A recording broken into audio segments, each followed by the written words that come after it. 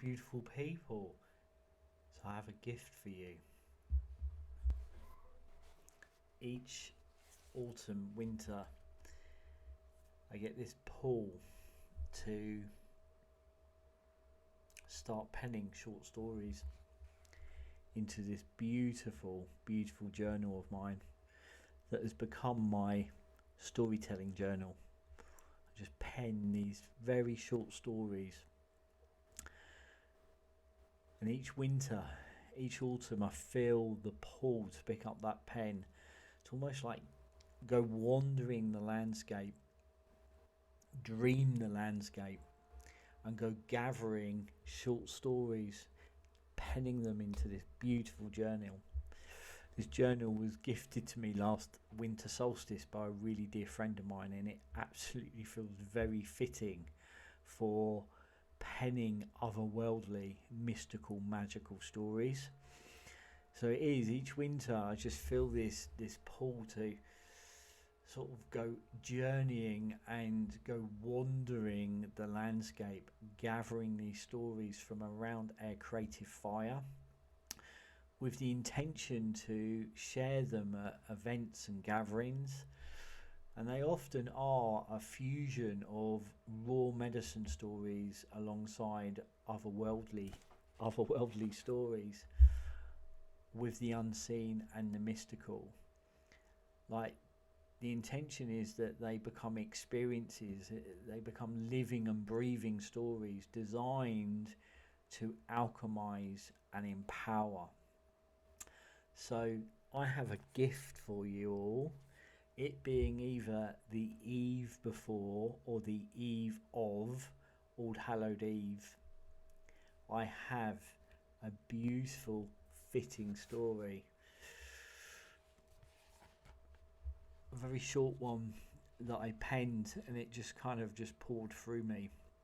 And actually, when I think about this story, it's probably been sitting with me for several autumns now, and each autumn, as we approach the time of pumpkin season, the story is there within my awareness.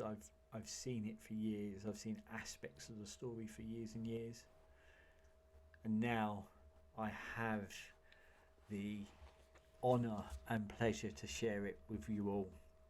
So it's called The Scarecrow at Wellhouse Lane. Now I wonder, as I say that to you, can you picture it? Can you picture this scarecrow standing at Wellhouse Lane?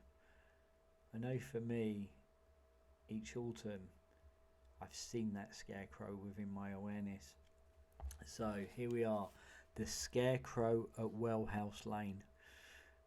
Kaya loved walking the long way home, past the bend where the lane narrowed to a ribbon, past the mossy stone wall that wept in the rain, and past the old cottage with the crooked roof that everyone called the Widdershim place. She wasn't scared of it, not really. Being a young witch with an aunt who brewed midnight margaritas and other spirited cocktails, sounds familiar, right? In a kitchen full of herbs, glittering bottles, and Spotify playlists that swung between Fleetwood Mac, drum and bass, yet mostly 60s psychedelia, bands such as The Question Mark and the Mysterians. Well, spooky cottages didn't faze her, not having an aunt like Aunt Poppy. What did catch her eye, though, was the Scarecrow. He stood in the pumpkin patch like some forgotten guardian, dressed in a ripped checkered shirt and mud-stained boots. A large, and I mean a large, pumpkin for a head, carved into a grin that was too wide and too knowing.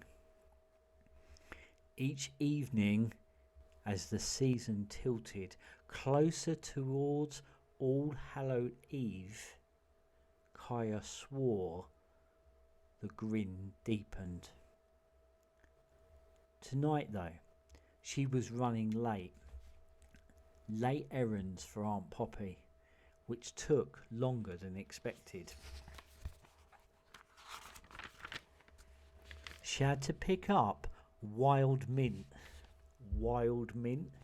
tequila, obviously, and a few rare ingredients from the dodgy, and I mean dodgy, metaphysical shop behind the old petrol station. By the time she hit Wellhouse Lane, the moon was high, a bruised white coin in a dark black sky. The air held that electric hush, the kind that makes your skin prickle. And then she saw it. The Scarecrow wasn't in the pumpkin patch. He was standing by the old wooden gate, still as stone, watching. Kaya stopped, heart thudding in her Doc Martens. She narrowed her eyes. All right, mate, she muttered. Bit early for the Halloween theatrics, innit? Then he moved slowly and deliberately. The wooden frame of his arms creaked like an old rocking chair as he turned towards her. His head tilted, and in the cold silver light, the pumpkin face had shifted, not carved anymore, but alive.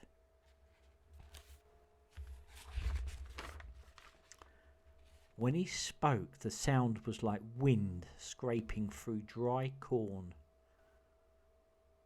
Do you know, he said, what the pumpkins whisper after midnight? Kaya, to her credit, didn't run. She crossed her arms and stood there. No, but I'm guessing you're about to give me the TED Talk version. The Scarecrow leaned forwards against the gate. They whisper names of those who make pacts under the moonlight, who forget that every spell cast roots itself somewhere. His pumpkin eyes flared faintly, like candles caught in a gust. This lane remembers. I remember. The night she danced under the stars with fire in her hands and a heart too wild for this world. Kaya's stomach dropped. He wasn't talking about her. He was talking about Aunt Poppy. The Scarecrow's voice softened, sad, almost mournful. She made a promise she never kept. And now the harvest is coming due.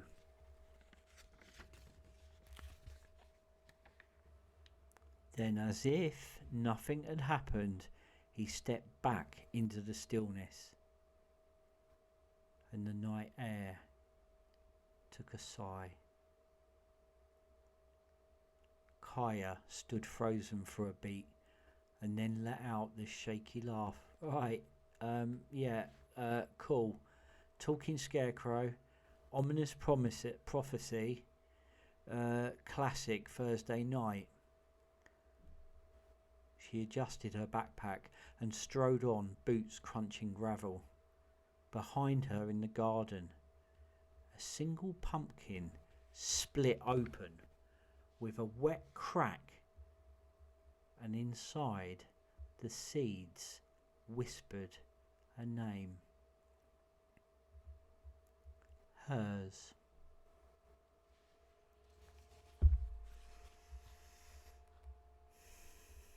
There we are.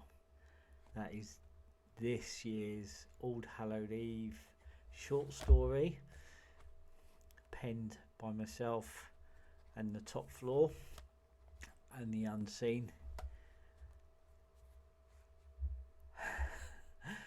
Beautiful, beautiful, beautiful. So, do you feel a call to join us and immerse yourself in a living, breathing story? We have two offerings for you.